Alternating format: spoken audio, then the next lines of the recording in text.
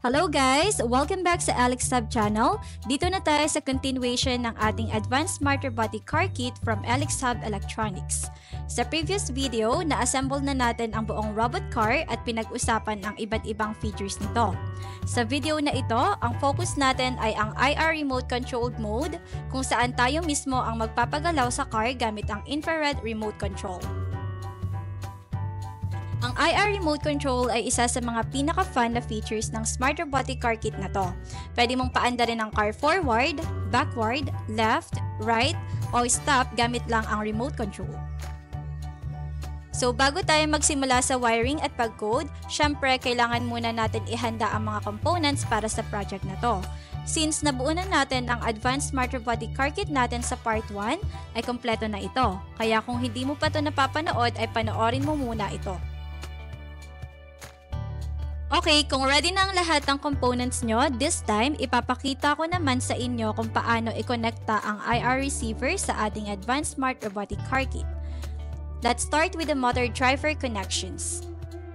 Unang-una, i-connect natin ang positive terminal ng battery sa 12 volts pin, pati na din ang negative terminal sa ground pin ng motor driver.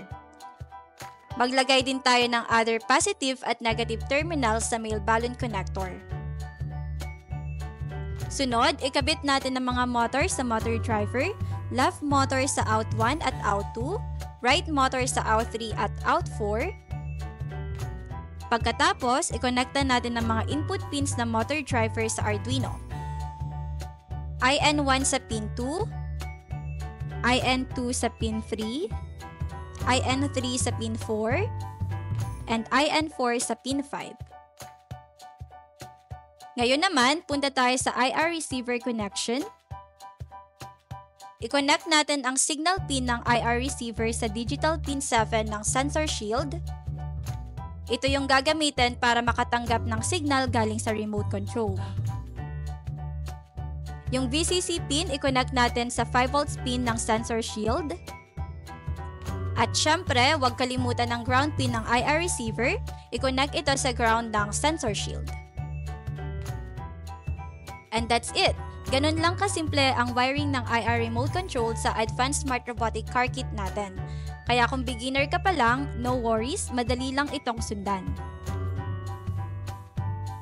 So kung okay na ang wiring mo, ready na tayo para sa susunod na step, ang coding part. Tara, simulan na natin. Unang part ay ang pag-import ng IR remote library. Sa Arduino IDE, go to Manage Libraries and search for IR remote by Arminjo and install. And then, i-include natin ang IR remote library. Ito ang magbabasa ng signal from the IR remote.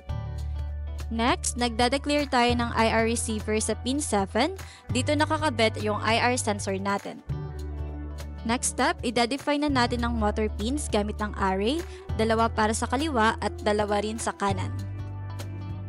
May dalawang plugs tayong ginagamit, is moving at is moving long para ma-handle natin yung auto stop after a few milliseconds. Then, sa setup function, sinisimulan natin ang serial monitor for debugging, pinapagana ang IR receiver at sinat natin as output yung motor pins. Sa loop function, dito nagbabasa ang Arduino ng IR signals. Kapag may signal na na-receive, kino-convert natin ito into actions. Kapag ang IR code ay para sa forward, tatawagin niya ang move forward function. Ganon din sa backward, left, right at stop. At pagkatapos ng bawat command, nare-reset natin yung timer gamit ang millis para auto-stop siya kapag wala ng input. Ngayon, para hindi tuloy-tuloy ang pagtakbo ng robot kapag nawala ang signal, meron tayong timeout feature. After 100 milliseconds na walang bagong IR signal, hihinto automatic si robot. Ito naman yung part kung saan chinecheck kung lumagpas na tayo sa delay time, kung oo, stop na ang robot. Sa part na ito na yung motor control functions natin. Gamit ang high at low sa signal sa motor pins, nako-control natin ang direction ng bawat motor. Then we have the simple breakdown, forward, parehong motors forward, backward, parehong motors reverse, turn left, kaliwang motor reverse and kanan forward, turn right, kaliwa forward, kanan reverse, and then stop, lahat ng motors off. So let's move on to uploading the sketch. Make sure na nakaselect ang correct board na Arduino Uno at tama rin ang COM port. Once okay na, click natin ang upload button. Mag-aantay lang tayo ng konti habang nagko-compile at nag-a-upload yung sketch papunta sa Arduino Uno.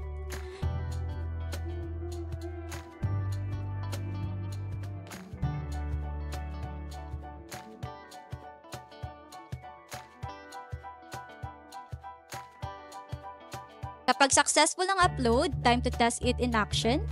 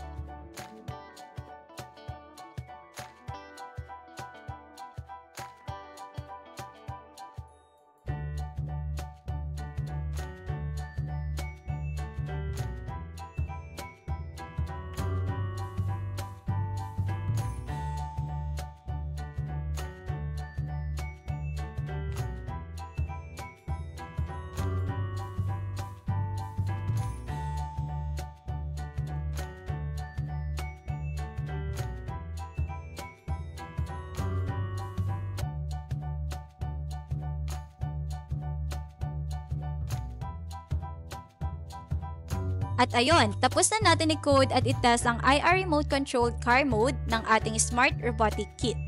Sa next video, ipapakita naman natin ang line following mode at obstacle avoidance mode, complete with wiring and code. So don't forget to like, comment, and subscribe para updated kayo sa mga bagong tutorials. This is Alex Hub, powering up your projects. Kita-kits sa next video.